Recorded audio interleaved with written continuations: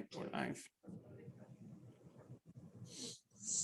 Welcome everyone to today's violation and architectural process with Steve Brayton and myself, Rafael Aquino. We're just letting everyone in, so we're going to give it about 2 minutes to let all the participants log in, and then we'll get started with the webinar. As a note, there is a Q&A below. If you have any particular questions that you'd like answered, we'll get to them, or I should say we'll do our best to get to all the questions. So feel free to use the Q&A.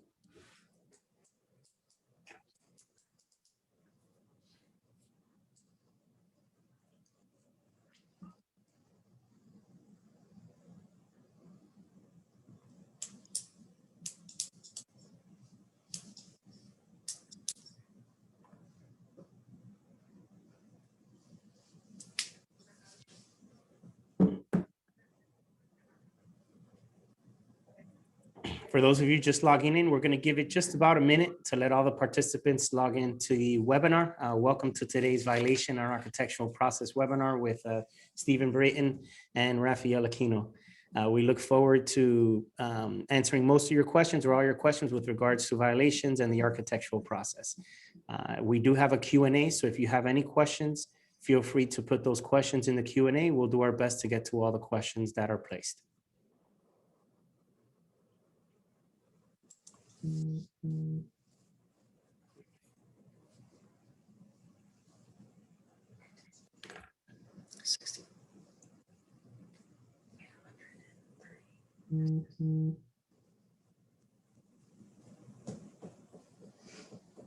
All right, it's 10 o'clock.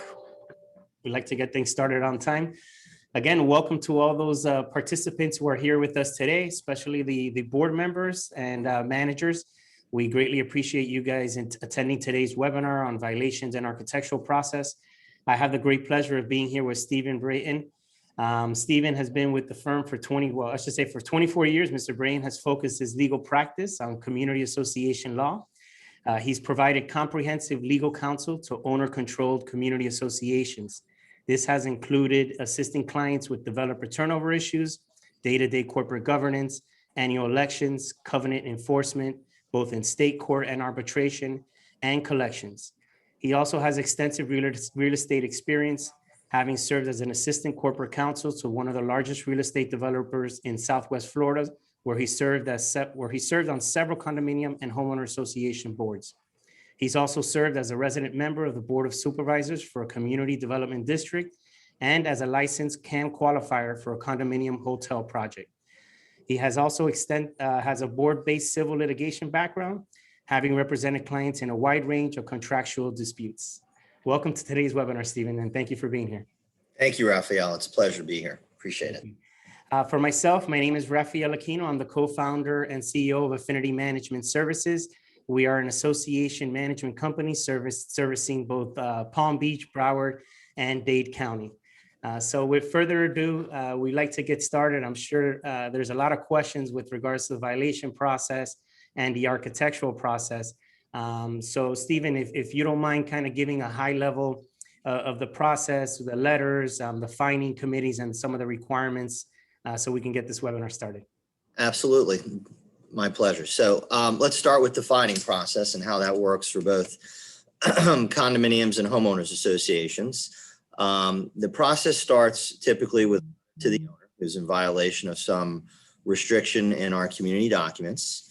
If the owner doesn't cure the violation, some communities have a follow-up notice, or they go straight to imposing the fine. And imposing a fine is a two-step process. One, the board has to hold a properly noticed meeting, in which it votes to impose a fine based on the violation. And then once the board votes to impose the fine, or levy the fine, I should say, the statutes require that notice be sent out to the owner regarding the board action, and giving the owner at least 14 days notice and an opportunity to be heard in front of a finding committee. Okay. Now the finding committee has to consist of at least 3 individuals who are not members of the board, related to the board members, or employees of the association.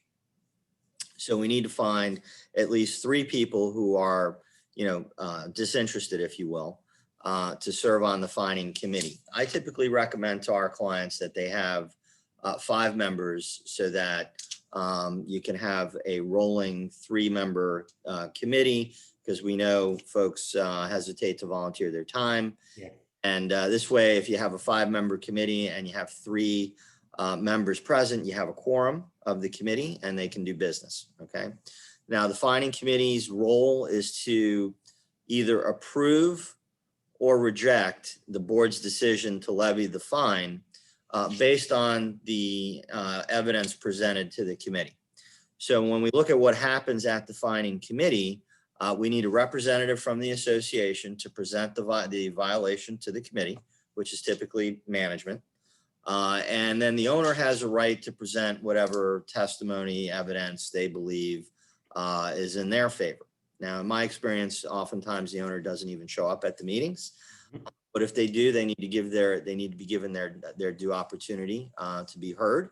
And then the committee needs to make a decision.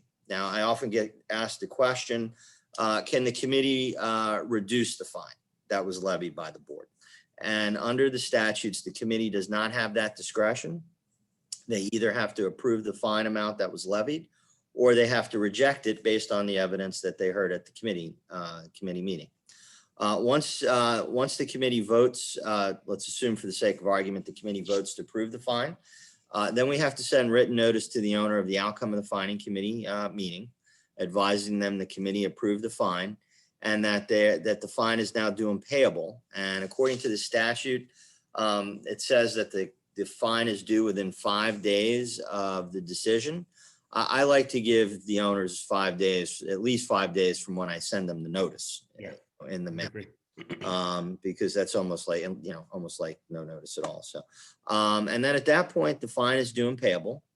And depending on the amount of the fine, if you're a homeowners association and the fine amount is $1,000 or more, the association has a right to put a lien on the parcel in order to compel payment if the owner refuses to pay. In condo land, condominium associations don't have the right to put a lien on a condominium unit, but there are other collection avenues that we can pursue if the owner refuses to pay.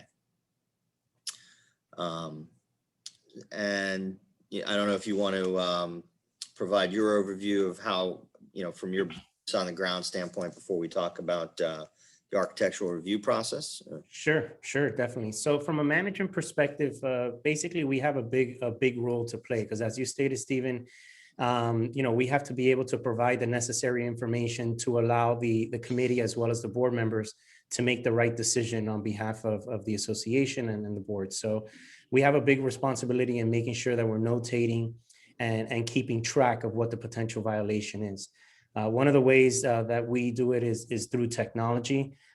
We do have, an application or a system that allows not just our managers to be able to take pictures of the violations and also document them, but more importantly, giving access to both board members and committee members alike the opportunity to view it 24 hours a day, 7 days a week.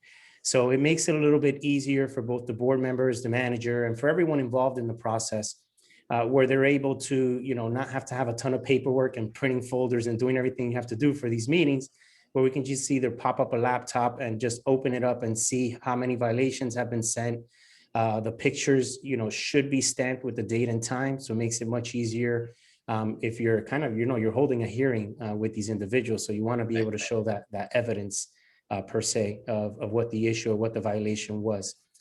So from a management perspective, we have to facilitate as much as possible to make the process for both the committee and the board as easy as possible. And the same thing goes with the architectural process, which I'm sure later on we'll get into that.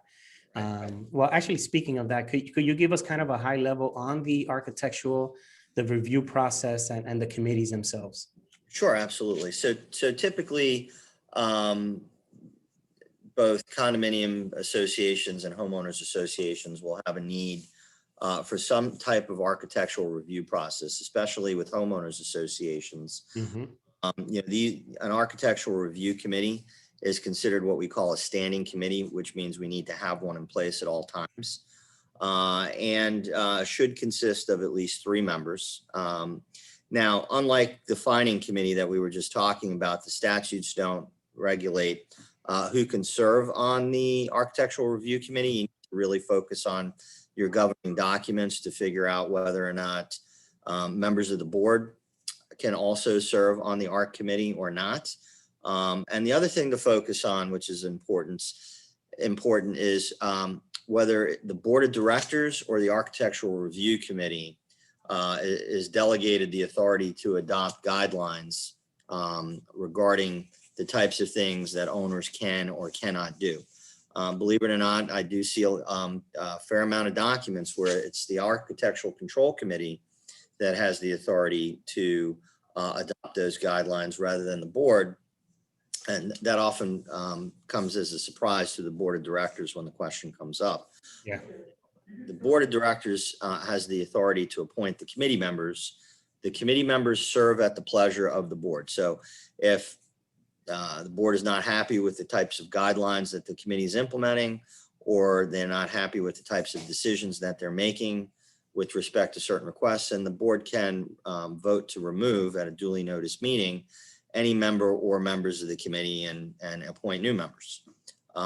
Typically what I see is you have the flexibility under the documents for at least one member of the board to serve on the ARC committee, and they typically will serve as chair and act as liaison to the board of directors. The importance of the ARC committee is really to ensure that there are guidelines that are in place and being enforced, okay? Particularly in the context of homeowners associations, because we don't want owners making exterior modifications to their homes without first submitting a request for approval, specifying what they want to do, and making sure that what they want to do conforms with the guidelines or the overall scheme of development of the community.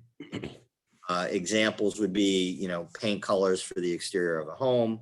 Yeah. In the context of condominium associations, it may have to do with improvements that they're going to make to the interior of their unit that could impact the association's maintenance responsibilities. I've got a situation right now where a condominium association is undergoing a concrete restoration project, and a lot of owners have installed tile on the balconies. Big issue. It's a really big problem because in order to do the restoration work, we've got to strip up the tile. And then the question is who's responsible for replacing the tile? Should we even allow the tile to go back because it accelerates the delamination of the concrete over time. Mm-hmm. And then the other issue condos typically face and by statute are required to have in place is guidelines concerning hurricane protection. It may be that the ARC committee is reviewing those types of applications. So it's important to have these committees in place. It's important to make sure that the committee also is functioning the same way as the board. That means they're noticing their meetings at least 48 hours in advance of when the meetings are being held, that they're keeping minutes of those meetings, and that all of these documents are being kept as part of the official records of the association. Excellent. So from a management perspective on the architectural side, I have to lean on you with regards to having the policies and procedures. We find them to be super important because it's what provides the guidelines to determine what's permitted and what's not permitted. An example of that is, for instance, windows. It may be as simple as, okay, we allow bronze windows, but are they French style? Are they allowed to be plain glass? Are they allowed to have a tint? So that's why it's very important to have those guidelines in place. If you're working with a strong partner, they can provide you with at least some basic guidelines that we've used in other associations. But what I have found that works amazingly is if you have someone in your association, so that deals with processes and understands that. As an example, we have a client that one of the residents is actually a code enforcement officer. So you used to see the guidelines he provided. I mean, it was amazing. It was honestly amazing. So he was very detailed in his work because that's the line of work that he does. With regards to the process itself, we get asked many times, is management going to handle the architectural process completely? So it really depends on the size of the communities, the complexity, the type of team that you have. In an ideal situation, you should always have a committee, and the committee should manage a bulk of the work. And the bulk of the work being they receive the applications online or some kind of efficient way, and that committee takes it from there. In some cases, even when it comes to inspections, because when you have an architectural process done, there should be, number one, a timeline when you provide that approval, so that it's not just sitting in limbo. Well, you gave me an approval, it didn't have a timeline, and they take 5 years to change the roof or whatever it may be. You should provide a timeline, the committee should, or management should, of how long that approval is good for. But then also you should follow up on, was the work completed? And this is where it becomes challenging depending on the size of the association, because if you have a smaller, medium-sized association, you may not have the resources to be able to do that, and it may be difficult for management to have to inspect every single one. So that's where you're going to have to play that dual role as a team between both the committee and management to work together, and that way the expectations are clear, because just having management solely focused on the architectural approval and review process, you may be taking time away from what the manager's other roles are, which, managing vendors, everything else that we have to do on the day-to-day. So to be clear is just sit down with your team, understand who's going to do what, so that those guidelines on how you're going to process the architectural process is clear. That's going to make it much easier for all parties, and the expectations are clear. And normally when expectations are clear, the outcomes are much better. So we do have a series of questions here already. And I wanted to ask you, Stephen, one of the questions that I see here is, what happened when boards can't get a fine committee? So that's a great question. So if the association can't get anybody to volunteer to serve on the fining committee, then the association can't engage in the fining process. They have to use other means to enforce their covenants and restrictions, which include, in the case of condominium associations, would be pursuing perhaps an arbitration case with the Division of Condominiums. Or if it's a homeowners association, they have to, resort to going to legal counsel, sending a violation notice, going through the pre-suit mediation process, and then filing an action in state court to get relief in state court. So, the fining process is a more cost-effective process, because it avoids, for the most part, involving legal counsel. You may need legal counsel up front to set the process up and make sure the proper paperwork is in place. But, once that's done, management and the committee and the board can run that process. Correct. Yeah, I have found that, it's difficult, to find committees. And I think it ends up happening in especially with more medium-sized properties, because you don't have that volume. If you're in 1,000+ community where, the chances are you're going to get a better turnout.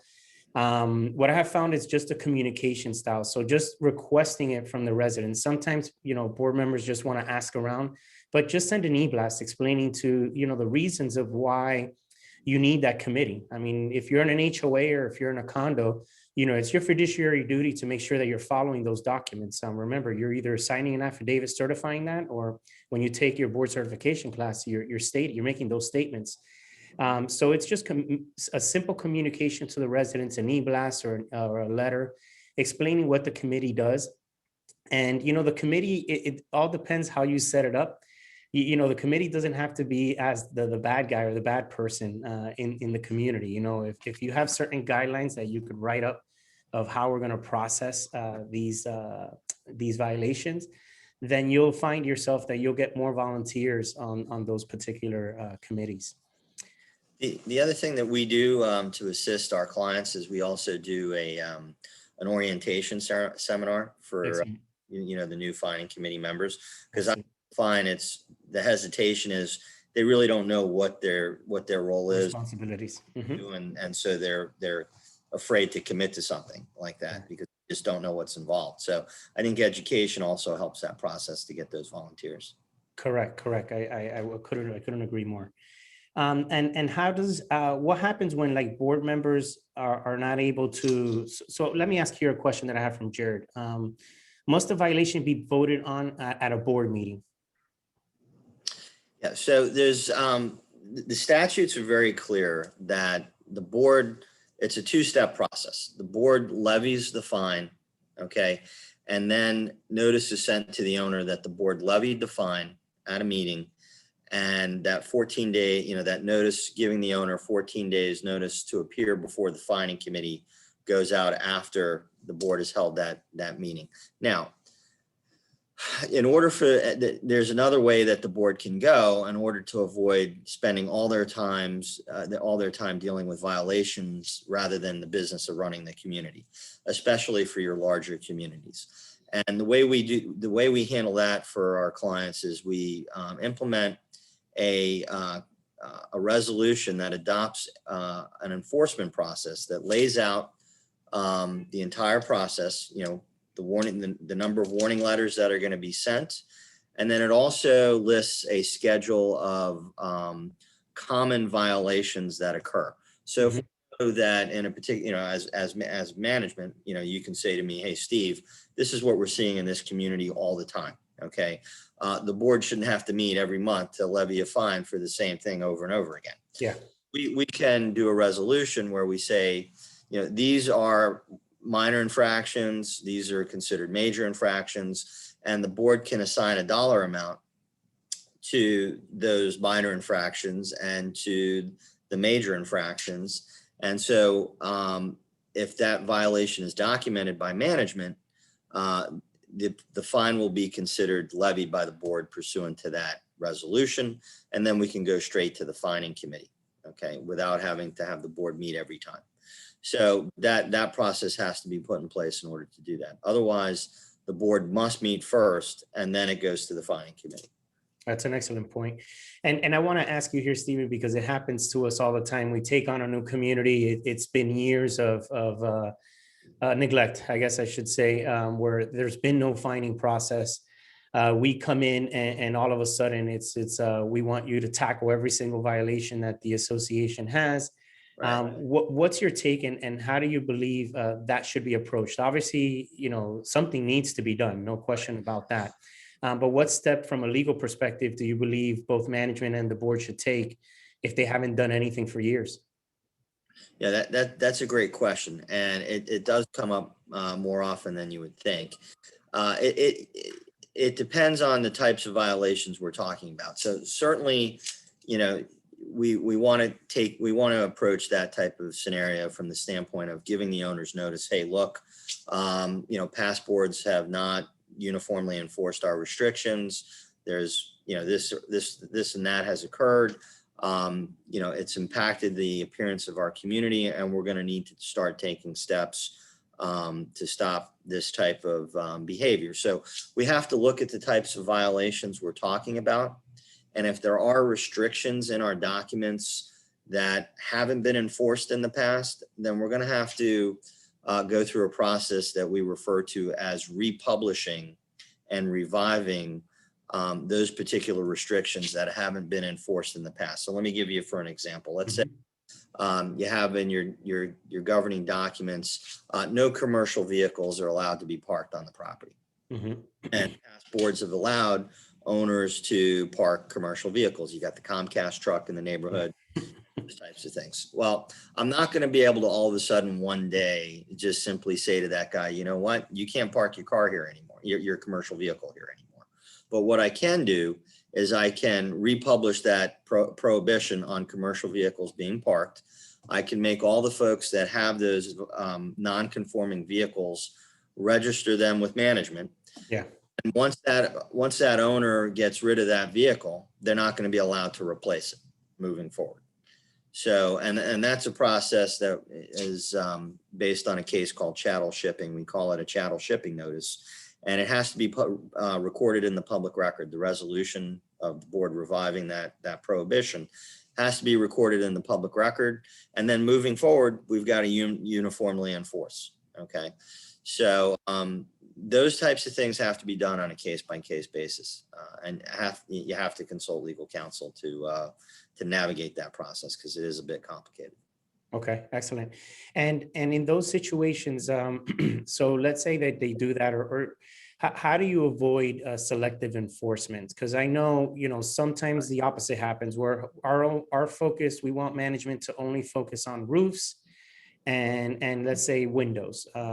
How do we avoid board members and management, I should say, from going through that process of selective enforcement? Well, you need to have folks who are going to be, involved in the inspection process. Okay, it can't all be on management. I recommend to clients to have, an inspection committee, whether it's in condominium or in a homeowners association context. You mentioned, a community that has 800 homes. Yeah. That's a lot. That's a lot to review. So, Correct. you need people who are going to be willing to, drive the neighborhood once a month, and I think it's important to have a list of items that we're looking for. Landscaping that's not being maintained, trees that aren't being properly trimmed, roofs that are dirty, the exterior homes that may need to be painted, driveways that may need to be power washed. All of these things need to be part of a comprehensive inspection list.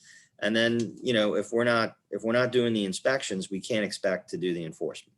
So those two things go hand in hand. Correct.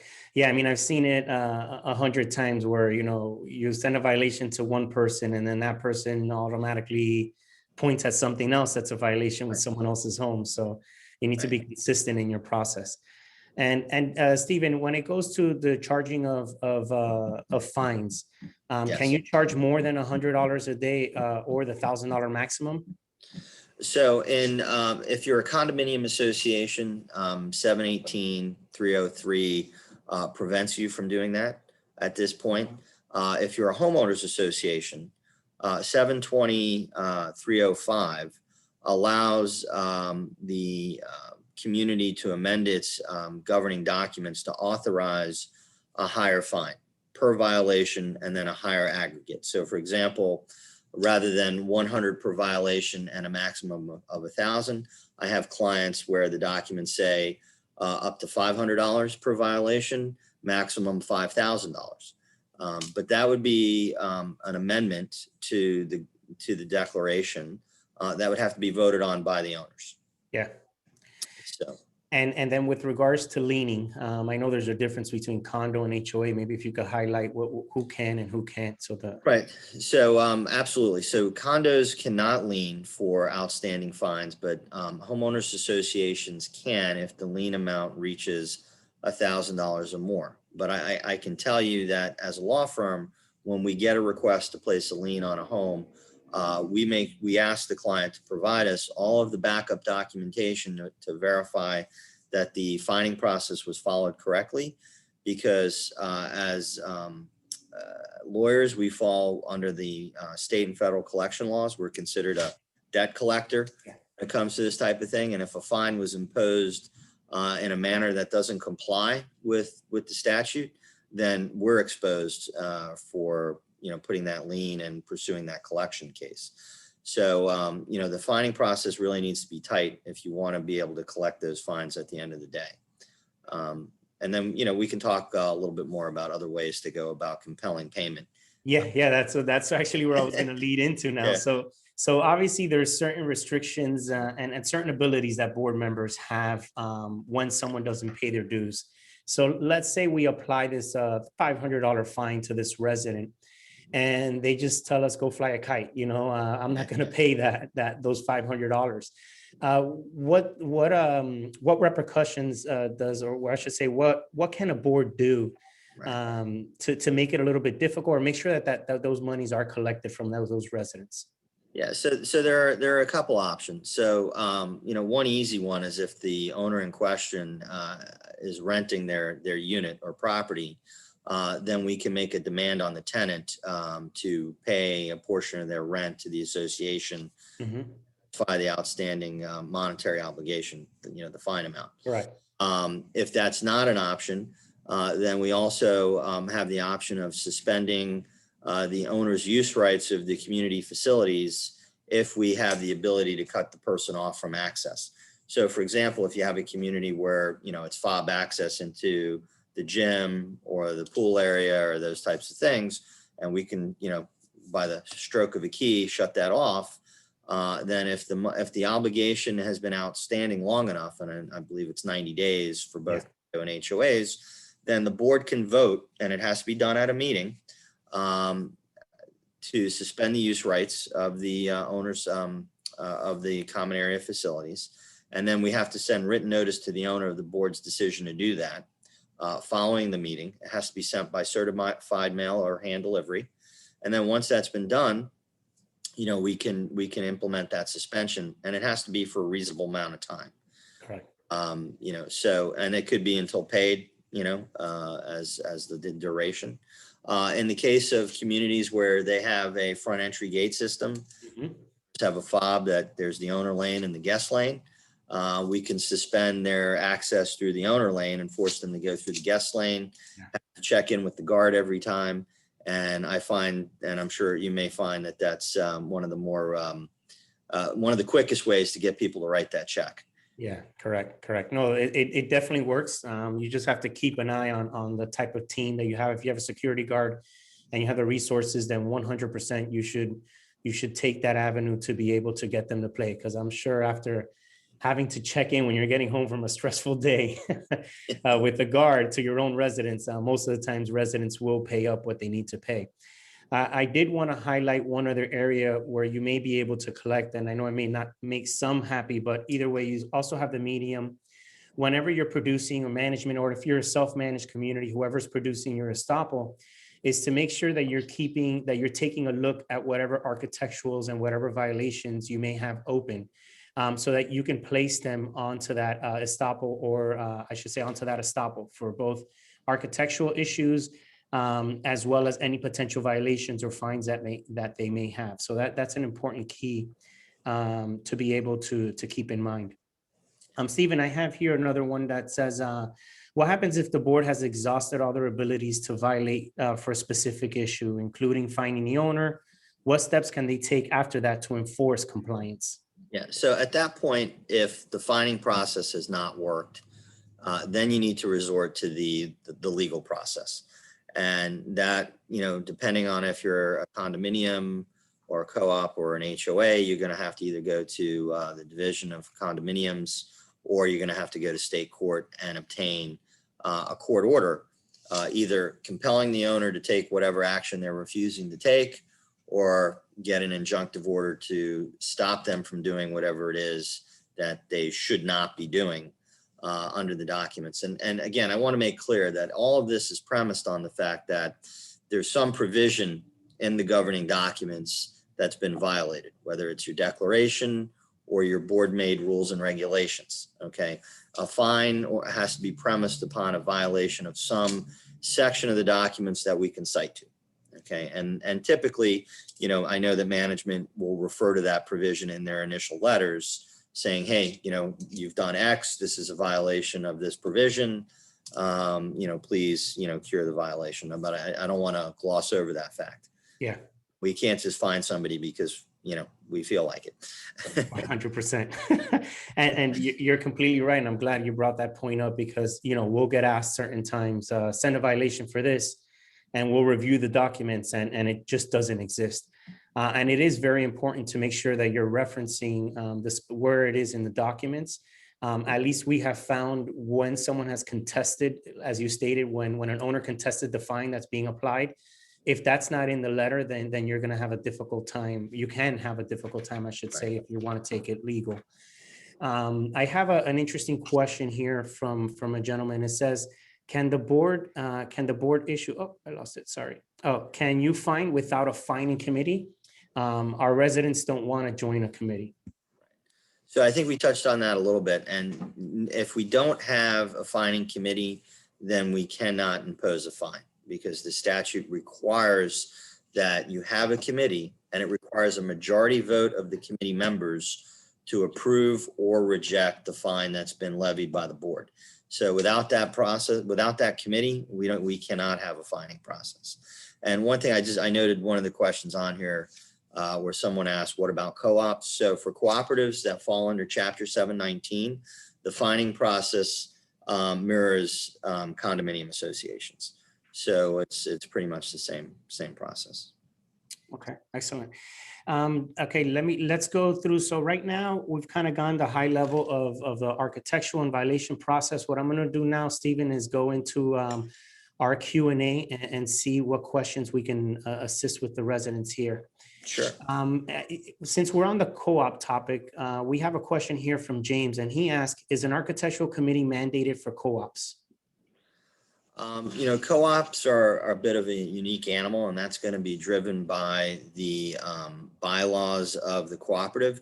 So in the case of a cooperative, they have a little bit more control over the building than a condominium. So but typically a cooperative is also going to have provisions that prohibit owners from making exterior modifications to the building, and regulating what type of interior improvements they can make to the inside of their unit. And, of course, requiring approval to any type of renovation work that's going to be done inside that could impact, any areas that the association has responsibility for. So, that's kind of, where I see for co-ops is having more of a process in place for what the owners are doing on the inside of their units, and condominiums have that as well. So for example, if you're in a condo or a co-op and somebody wants to replace the flooring in the unit, you want to make sure that you've got rules in place that have to do with soundproofing, so that the flooring doesn't become a nuisance disturbance for the person that lives below that unit owner. So those are certainly an important function that a committee might oversee.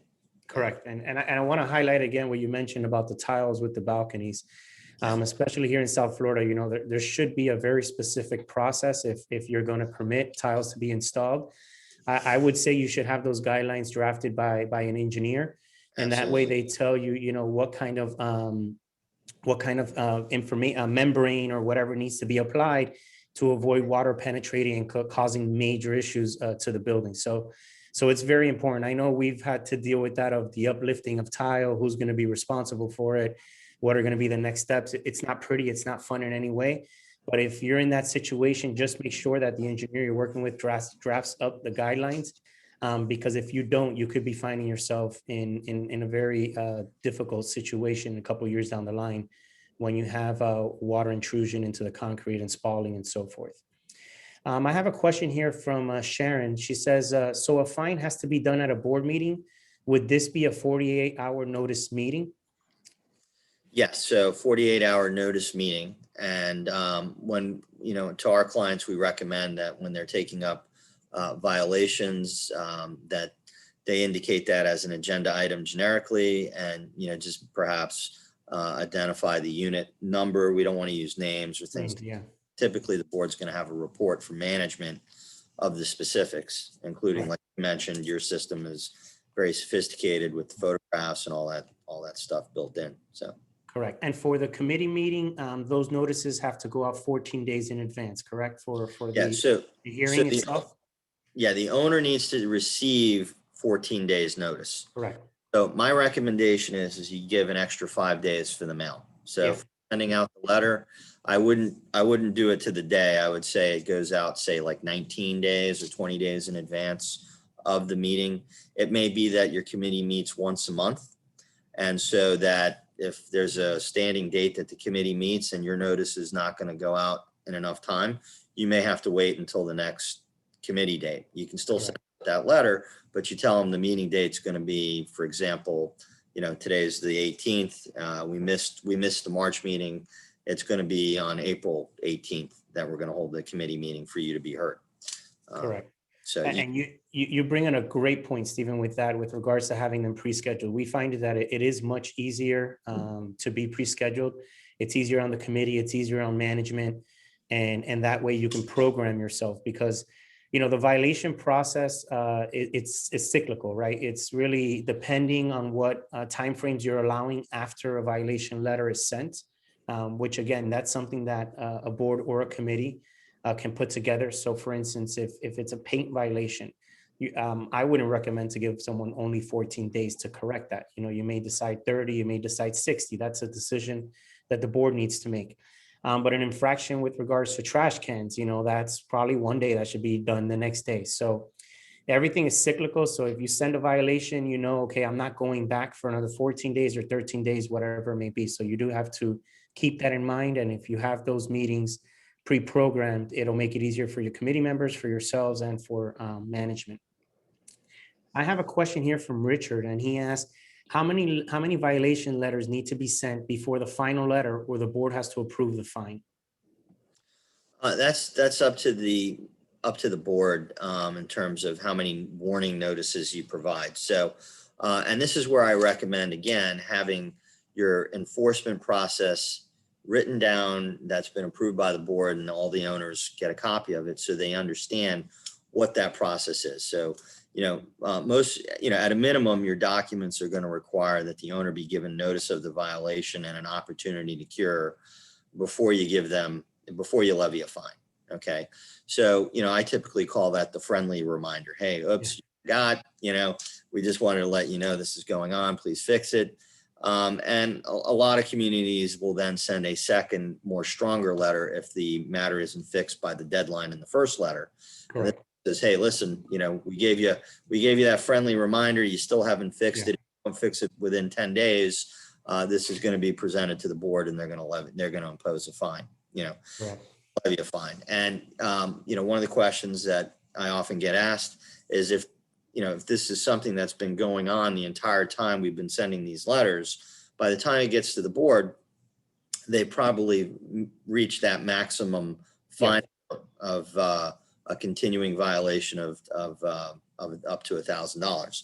So if the fine is $100 per violation, and this violation has been outstanding for over 10 days, by the time we get to the board can vote to levy a $1,000 fine. Excellent.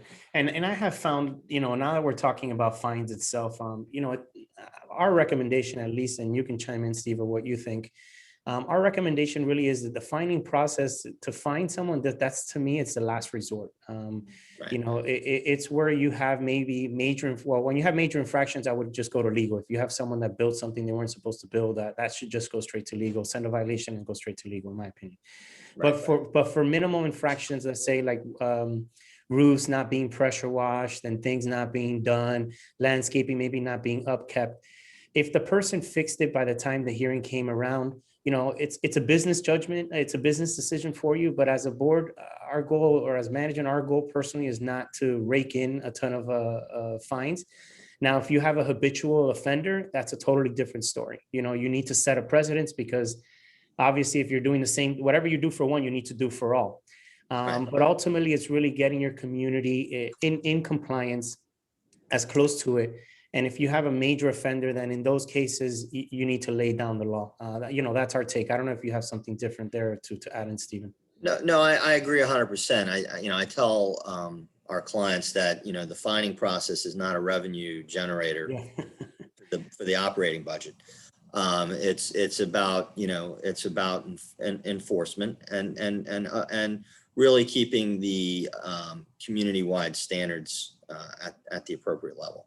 Keeping the appearance of the community up. Excellent.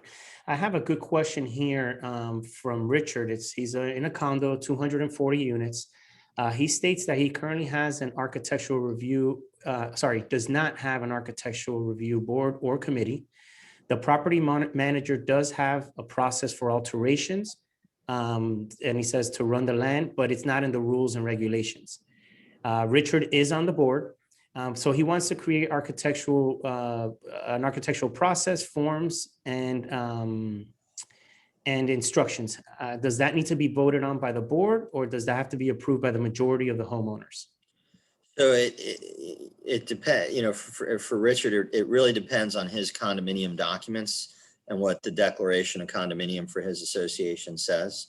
So his first step, if he wants to implement, a new process, would be to consult with his association's legal counsel, get some guidance on, whether or not they need the committee, what role the committee would play, and what they would be regulating at the condominium.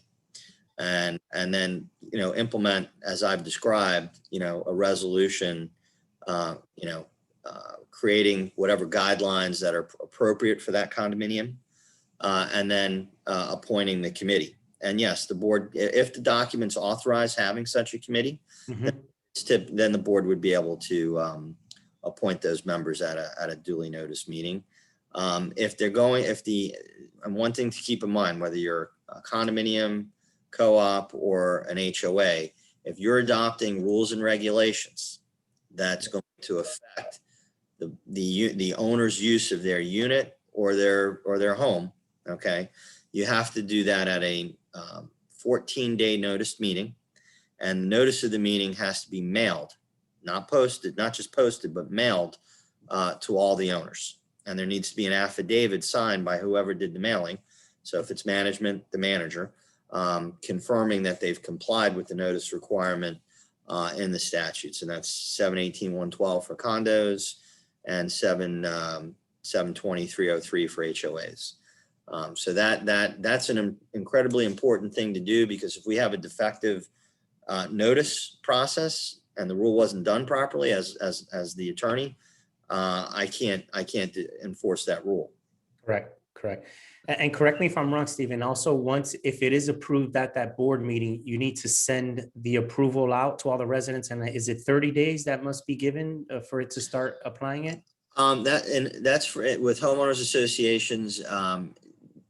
The statute says that any changes to the governing documents must be published to the owners within 30 days. Okay. Right now, the governing documents include rules and regulations. Okay. They also need to be recorded. They're looking to make a change, I think, in this next legislative session. Yeah.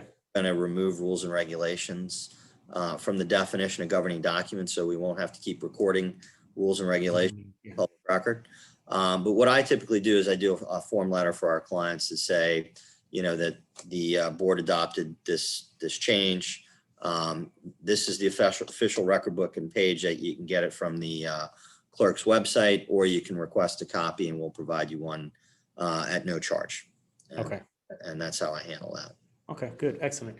I have a question here from an anonymous person. It says, can you please expand on the authorized fixed fines? I believe that's what we were discussing earlier. And one of the concerns they have, such as driving violations, which is very common in the larger HOAs, without the first hearing. So what I was explaining before is for the board to adopt a schedule of common violations and assigning a fine amount for that common violation. So one of your examples was, what do we do with the guy who's always leaving his garbage cans out? Yeah. That's the time that they're supposed to be brought back into somebody's, garage. We can say that, for every time somebody does that, the fine is $50. Okay. So the board has already determined that they're going to impose that fine for that violation. The violation still has to be documented. I still need that photograph. I still need to have sent that letter. And if the person, like, say, for example, you give them the one warning, if you do it again, you're going to be fined, right? And then once that happens, we send out that 14-day notice and send them to the fining committee. And the committee is going to look at the evidence, and there's either going to be, evidence that the guy's been leaving the trash cans out past when he's not. And if we can't present that evidence, the fine isn't going to be approved by the committee, or at least it shouldn't be. But if we do present that evidence, the committee is going to vote in favor, and hopefully, that gets that person to stop doing that. And that's just a way to avoid the board from getting bogged down with the typical common recurring violations by having to vote every time at a meeting. For the atypical stuff, for the things that don't happen all the time, then you're going to first have to have that board meeting like we talked about, and then it would go to the fining committee for approval. Correct. Excellent point. And I just to add to that, I have two questions here from Robert. Robert asked if the fine starts on the first day that the violation letter is sent.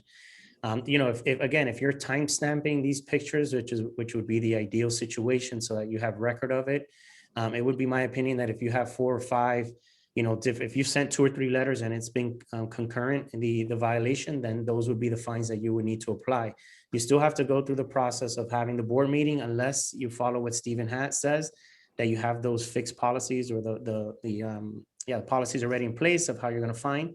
Then you would move it into the hearing. And then if the committee approves those fines, then that person would get fined.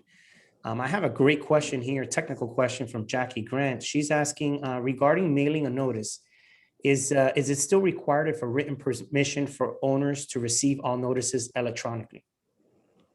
So if the owners basically, I guess, turned in the Right. form that they could receive, does the board or management still have to mail those notices out? If somebody has agreed to receive notices electronically, then you can send it to them electronically instead of by mail. But I would strongly recommend when you do that you select that function that says, delivered and read, you get a delivery receipt and a read receipt. Correct. You can prove you sent the email and that they got it and that they opened it, so that when they show up at the committee or sometime later say, I never got the email, you can prove that they did. So just like certified mail where they would sign for it. Yeah. And believe it or not, I know my experiences with the certified mail is that you'll get some very smart homeowners where they won't accept the certified mail piece. So, it depends how you do it. Like we try to do it with the return receipt. And now we're kind of saying, well, the statute only says certified. We don't have to do return receipt. So we'll do certified, and the post office is certifying that. We were trying to take that extra step, and that was backfiring on us because, the return receipt, they wouldn't sign it. Right. They would just leave it there and it'll get returned. So, you have some savvy homeowners. I like that. So I have another question here from Michael. It says, in a condo association, do you need the language in your governing docs to be able to fine, and the amount of fines that can be levied? So the answer is no. The statute 718-303 grants the association the authority to fine. It does not need to be in the governing documents, and the amounts are set by statute. So the whole process is laid out in 718-303. Okay, excellent. Now let me ask you this, Stephen, because I have another gentleman asking here with regards to Kaufman language. Do they have to have Kaufman language in there in order to do that, or it's open? Are we able to do it because the statute states it? I would say that because it's I don't think they need Kaufman language in order to rely on that statute for fining. Okay, excellent.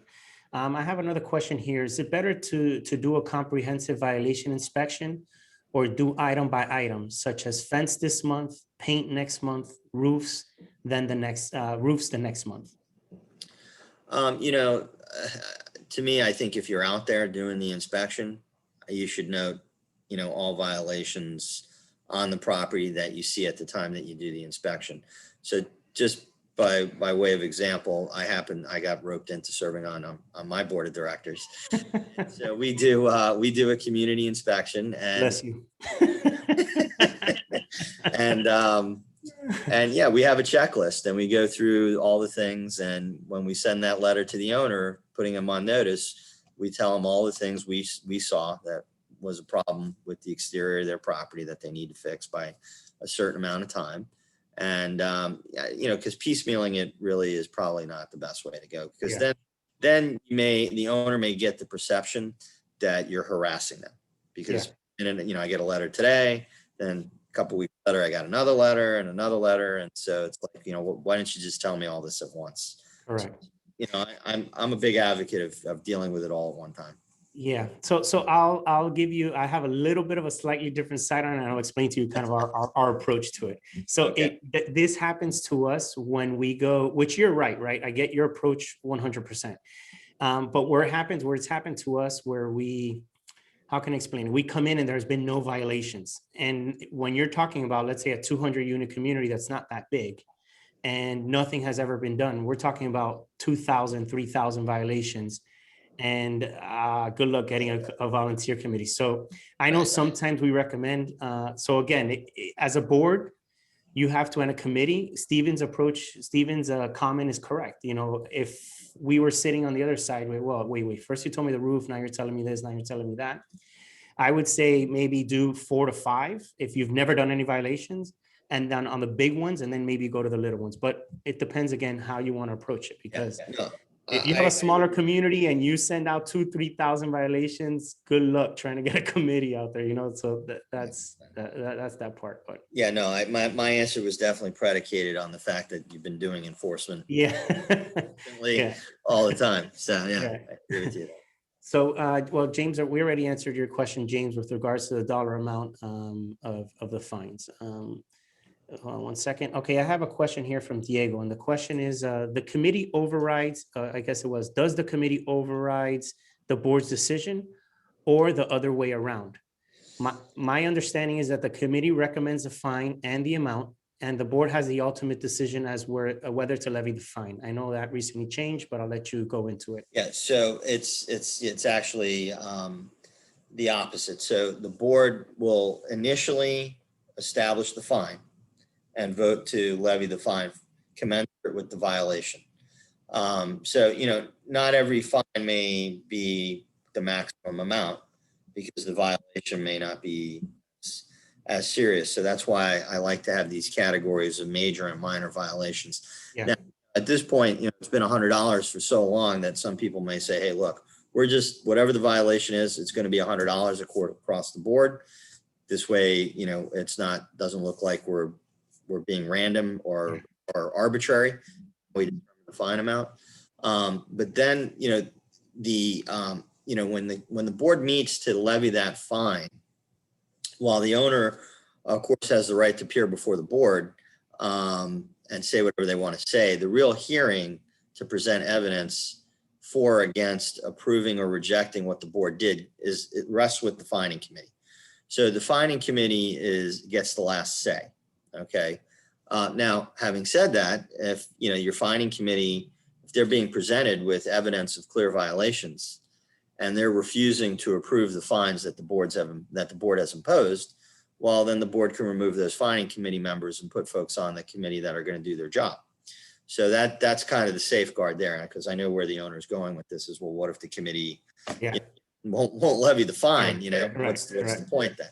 So we need to find folks who are willing to step up and do the hard job when it's warranted, you know, when they get presented with the proof that, hey, this owner didn't do what they were supposed to do. So. Yeah, and I want to bring up an interesting point that both Stephen and I were talking about before we got on the webinar, which is, you know, should the committee tell the resident at that moment if they're fined or not? So again, it really depends. Our approach is, or our suggestions to our clients is, look, at that moment, I don't think it's necessary, just because you don't want the committee to be the enemy per se. But either way, that's a business decision. Well, our recommendation is, look, we're going to discuss it. We're going to approve it at the end of the meeting. That committee is going to need to put together minutes, and you're going to need to notify that resident. So I would say within a couple of days, you should be sending out a letter to that resident, letting them know what was the outcome or what was the decision that was made for that particular meeting. And as Stephen stated earlier, you know, you're supposed to do it within 5 days of applying the fine. I would agree with him. I think that's a little bit tight. Normally we'll say, hey, within 20 days, you have to pay it. Again, those are business decisions that you and your association have to make. I don't know if you want to add anything to that, Stephen. I agree 100%. Yeah. And again, it depends. Some people like to be just, look, yes, we're going to fine you. But, you know, again, those are decisions that you would have to make. The law doesn't state either way. I have a question here from Wes, and he's asking concerning speed enforcement.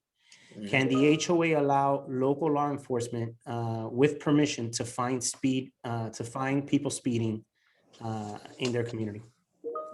Yeah, so if your association has private roads, you have to enter into an agreement with the local police department, whether it's the sheriff's office or the city, to grant them access and have the right to come in and set up speed traps and issue citations for speeding, which is what I presume that they're talking about. They're talking about, yeah.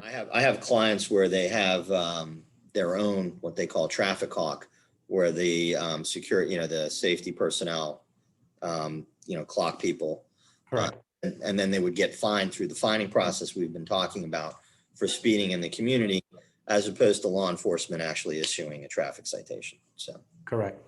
Yeah. We've seen similar things, just like there's even security companies that'll rent you those, the ones that you see with the Yeah, the school, guns. the speed limits and so forth. Yeah. But you do need someone there witnessing what occurred, and that's either a committee member or a security guard. So that's what we've seen as well. Let me see what else we have here.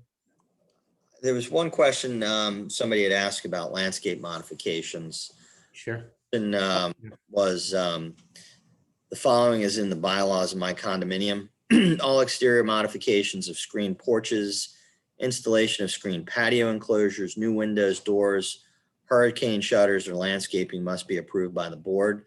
If the board is issuing violations for landscaping, are they required to publish landscaping guidelines? So yeah, I don't get that question too much in the condominium context, but if an owner has a right to have plants on their patio, if it's a low-rise condominium, then the board should have rules in place that specify what they can and cannot do or have in the way of landscaping. And you have to have rules and regulations before you can issue violations. Okay, so one, you have to confirm whether or not the owner can have the landscaping in question under the documents if it's a condo, and then two, what's permissible, and then make sure the board adopts those rules at a 14-day notice meeting. With regard to these other things like screen enclosures, new windows, doors, hurricane shutters, those are things like you mentioned, Raphael. The association should consult an engineer. Mm-hmm. Specifications drawn up by the engineer, and they should have very specific specifications and guidelines approved by the board if it's the owner's responsibility to maintain the doors and windows of the unit. Correct. So that gets into a lot of complicated issues that legal counsel should be consulted on. Correct, 100%. I have another one here from an anonymous person. At a meeting where an owner is to be fined, is the address or name of the owner read at the meeting? Yeah, I wouldn't read the name of the owner at the meeting, but you certainly can indicate the property address. Correct. Being considered. Okay. Yeah. And then if somebody wants to take the time to go look it up on public record, that's up to them. That's up to them. Yeah. So what we do from a management side and for those self-managed communities or those managers is for the committee meeting, the agenda is pretty simple, just because it's really to host a hearing. And in the agenda, we'll put the address. We definitely don't put the name. We'll just put the address of the individuals that should be attending that hearing. And then we'll just call it out by address, whether they're there or not, and we'll take it from there. Yeah. Let me see if there's anything else here that we can address. All right, it says here from Joanna, I have here, if a violation is given to a homeowner and they request to meet with the board to discuss, how soon must the meeting be granted? Is there statute for time before the violation would they just be grandfathered in? I'm not sure if I understand the last part of the question. So if an owner's been issued a violation notice and then the board has voted to fine the owner because they haven't cured the violation by that point in time, and then the owner wants to talk to the board, I mean, the board is under no obligation to do that. Practically speaking, if the association has management, I would recommend, the manager be the interface in that situation. And, it's free to listen. In other words, what does the owner have to say? Doesn't mean the board has to, or the management has to commit to anything. If there are extenuating circumstances, again, those are the types of things that I think should be brought to the fining committee. Mm-hmm. And follow that process. In other words, stay on track, follow the process. If the owner, has some compelling reason as to why they weren't able to fix something by the deadline they were given, then maybe the committee, votes to reject the fine under those circumstances. I don't know. Really, it would be a case by case basis. So. I have a good question here, and the question basically says, so what if the violation committee member has a fine? Well, then that committee would not be able to sit on the board. It would have to recuse themselves from consideration. Yeah. Correct. And I remember, if you're a board member, that you have the right to tell that you can dismantle that committee. That's your choice as a board. Or if they had to appoint an alternate to serve in an area. Correct. Yeah. So somebody had a question about a resident challenged us when the decision was done. That's Closed meeting. So I don't know when they say closed meeting, if they're talking about a board meeting. If the board of directors voted to levy a fine at a closed meeting, then that was probably done improperly. If we're talking about the fining committee under the Homeowners Association Act does not have to be open to other members of the association to attend, but certainly the people who are appropriate to be present are the owner to be fined, or the tenant, or whoever is the subject of the fine, and then the representative of the association, and then the committee. And condominium, under the Condominium Act, in order for the committee to meet without other members being allowed to attend that committee meeting, the bylaws have to expressly exempt the committee from being open to the members. And that's in 718-112. excellent. And let me ask you then, in that side, Stephen, so do they have to, since it's in the statute, they don't really, on the HOA side, they don't have to technically then follow a policy that this is our policy for committee meetings, since it's already in statute, correct? Or would you recommend them saying, like, having that in their procedures already, saying, okay, when we host committee meetings, this is the way we host them? Yeah, I like to specify. I think it should be put up front. The other thing I like to put in writing is the amount, setting a time frame for if owners want the board, the committee, to consider any evidence at the hearing, that it be submitted by a deadline in advance of the hearing date. So let's say, 72 hours before the meeting, the owner should provide whatever evidence the committee is going to be asked to consider. So they're not seeing it for the first time at the meeting. Okay. The other thing I like to also include is if the committee intends to be, if the owner intends to show up at the committee hearing with legal counsel, that have to provide the committee or the association with written notice of that in advance, because then the association may want its legal counsel to be at the meeting. Correct. So I like all these things to be spelled out in a comprehensive resolution, so that we can cover as many of the grounds as possible, and everybody understands what the rules of the game are, so to speak. Yeah, I think that's a good point. I have a question here from Elsa, which is probably good for those board members that don't have committees. It says, we're a 55 and older community, and we send out letters out when they send out letters and they don't have a fines committee because they have no volunteers. So it looks like here they sent 4 letters with a 30-day cure period, then a 15, then a 15, then a 7 days to cure that violation. Then they send it to the attorney, I guess, after the 4th letter. Her question is, when the 4th letter has not been answered, is it okay to send an email as a last warning, or should we just send it to the attorney? What do you think, Raphael? Yeah, I don't want to give the self-serving answer here. So I would say there needs to be something confirming that they've received it, right? At least send that last one certified, right? So what's your take on it? I'm assuming the same position. Well, yeah. I mean, my thought is if you've already sent them 4 letters, one more probably isn't going to do much. I think. Correct. You've given them plenty of notice. You're talking about 67 days and still at nowhere. So. Correct. And that's a good point that she brings up that we could discuss, because a lot of people feel stuck when they don't have the committee. And there's always the legal option, right? And again, it's a business decision that you have to make. But if you're not able to get a committee together and you have some serious infractions, it's worse not to do anything, because the minute, let's say we're seeing it down in Homestead where Lennar builds these new communities that they have these in-law quarters. They're not designed to be efficiencies. They're designed to be in-law quarters, and people are converting them. So if you're not moving forward on that and people are starting to rent them to outside people and it becomes overwhelming, it's going to be even more difficult to regulate down the line. So it's important that you stay on top of these violations. And if you have no choice but to send it to the attorney, then that's something that you may need to do.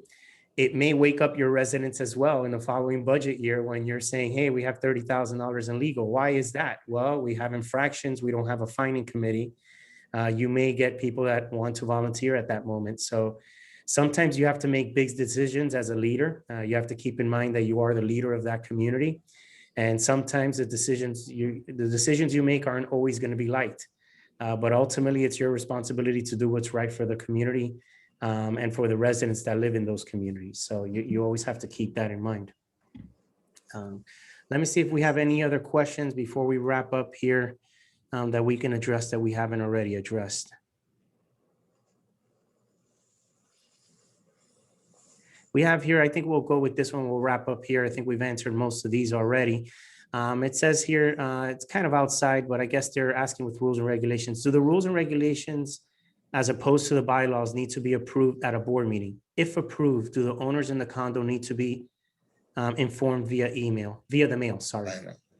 Yeah, so yeah, rules and regulations are approved by the board of directors, and they cannot be inconsistent with the declaration, bylaws, and articles of incorporation. So when you are formulating rules, you should at least have your legal counsel review them for that purpose. And then once they've been approved, I do think it is important that they be published to the owners, if you have a website, you post them on the website, or send them out by mail. This way owners can't say, hey, I didn't know about the rule. How can you expect me to comply with something I didn't know about? Yeah.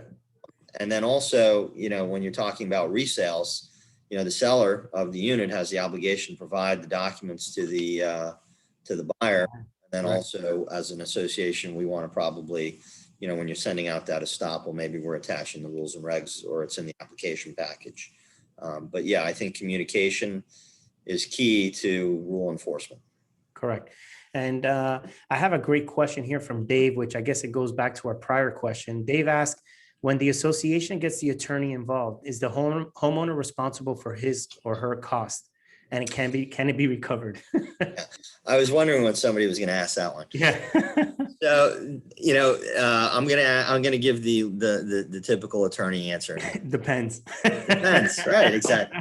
So, generally speaking, most of the community documents that I come across, which are haven't been necessarily updated or amended, say that the association is entitled to cover its costs and attorney's fees if it's the prevailing party in a legal action. Okay, so pre-suit enforcement. So prior to filing a lawsuit, whether it's with the Division of Arbitration or state court, if I'm just writing letters to an owner, let's say as the attorney, the scenario where the 55 plus community, they sent out the 4 letters, and then they sent it to the attorney. I send out the letter to the owner. They finally comply. I'm probably not going to be able to recover those fees and costs from the owner.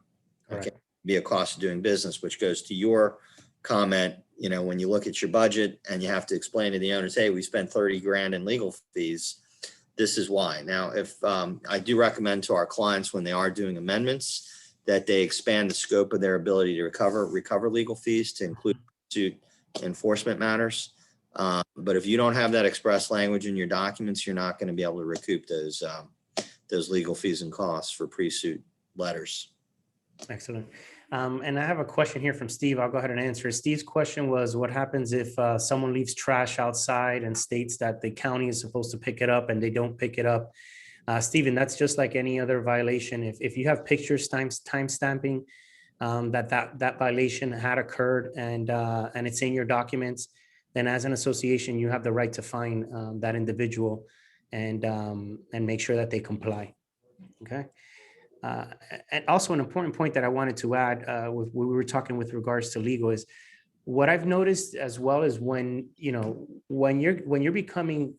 following basically your documents and you're doing the rules and regulations, and even if you don't have a committee and you're getting the attorney involved, you'll see that the association slowly and gradually will start to tighten up. The reason is because word gets out really quick. I forgot the saying that you told me earlier about gossip and rumors, but yeah, it will tighten up. So that's why it's important that if you need to get the attorney involved, don't be scared, and then don't be scared to send these violations, because if you don't, it'll get worse. Especially with new boards in the newer communities, since there's so many newer developments here in South Florida. You have such a critical role sitting on that board when you're the new board. And I say new board being communities maybe a year to 4 years from turnover. It's the ideal time to really be very strict with the policies and the procedures and your violations, your CCNRs, because it gives you the opportunity to hold the property in the current conditions that it's in. If you start to become lenient earlier on, man, in 20 to 30 years, that property will not look like what it looked like. And I get it. Some of you may not be around for that, but ultimately you have a responsibility when you're sitting on that board, and it's very critical that you stay on top of that. Yeah, no, I agree 100%. It's really hard to walk it back once you've allowed these things to go on for a while. So. Correct. So I'll wrap up with this question. It's from Robert. It says our rules state that the front door windows may not be larger than 10 by 10. All existing windows are larger. My request was rejected because I wanted to put in an oval window that was larger than the rules. Seems like selective enforcement. What is my solution? He suggests approval. Yeah, I mean, that's a very factually specific question. Yeah. That depends upon the documents and the community. So the thing I could say to that owner is, he needs to seek legal counsel to see whether or not he's got rights to compel the association to approve his request. Correct. I would agree there. All right. Are there any questions there, Stephen, that you see that we might have not addressed that we should address before we wrap up?